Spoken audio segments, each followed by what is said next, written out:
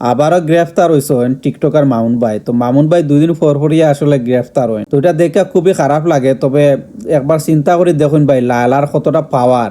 যে কোনো সময় মাউন্টে পুলিশের কাছে ধরাইয়া দিলায়, যে কোনো সময় মাউন্টে পুলিশের কাছে ধরাইয়া দিলায়।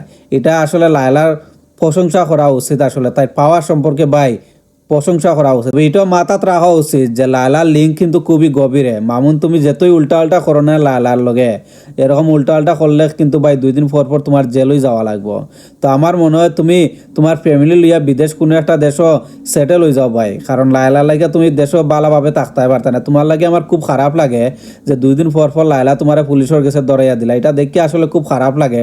কারণ তুমি একজন সম্মানী মানুষ। জানি না বাংলাদেশের মানুষে তোমার লিয়া কিরকম সমালোচনা করে, তবে আমার দেখা তুমি একজন সম্মানী মানুষ, অনেক জনপ্রিয় একজন ব্যক্তি, কিন্তু তোমার 2 দিন পরই আসলে পুলিশের কাছে ধরাইয়া দিলা। এই জিনিসটা আসলে আমি মানতাম পারতাম না। যাই হোক, তোমার লাগে দোয়া রইল ভাই, তুমি যাতে সুন্দরভাবে আবার বাইরে আও এবং তুমি যেই কেসটা লইয়া লড়াই দীর্ঘদিন ধরে, আল্লাহ যাতে তোমার কেসের সফলতা দেখায়। কারণ তুমি এনে ভুল কিচ্ছু করছো না, খালি একটা বলি করছো, ভুল বসতে বুড়া বেটির লোক ধরছিলাই। তবে আমি তোমার লাগে দোয়া করতাম একটা কারণেই, যে বুড়া বেটির লোকতনে যে তুমি ওরিয়া ইতা চাইরা, এটার লাগে আমি তোমার ধন্যবাদ দেই এবং এর লাগে আমি তোমার লাগে দোয়া করি যে বুড়া বেটির লোকতনে তুমি ওরিয়াও। কারণ এই বুড়া বেটির লগে থাকলে ভাই তোমার বাংলাদেশের মধ্যে কোনো মান সম্মান থাকতো না। তো উচিত তোমার এই বুড়া বেটির দাঁড়তনে ওরিয়াও। এর লাগে যদি তোমার জেল একবার না 10 বার খাটা লাগে, তুমি 10 বার খাটো, কিন্তু এই বুড়া বেটির দাঁড়তনে তুমি ওরিয়াও। কারণ এই চরিত্রহীন মহিলার লগে যদি তুমি থাকো ভাই, তাইলে তোমার ইজ্জত থাকতো না।